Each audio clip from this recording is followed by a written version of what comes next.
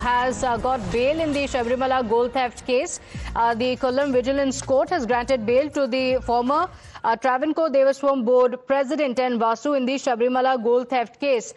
This is after the 90-day remand period has expired. Vasu is the third accused in the Sabrimala case. He was arrested on the 11th of November. My colleague Arpita is joining us with the details. And Arpita, there have been many questions on the Kerala police as the probe into the Sabrimala gold theft continues. And now, after another accused also got bail, in the latest, the third accused and Vasu also getting bail. What are the details? Well, Pratibha, one after the other accused in the Sabrimala gold theft case, they are getting bail. Now Vasu, who is the former Devaswam Board president, has been given bail by the Kollam Vigilance Court. Now, the same reason has been stated, that is 90-day period. Even now, the SIT has failed to file a charge sheet.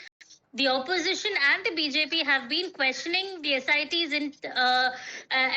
for not filing charge sheet even now.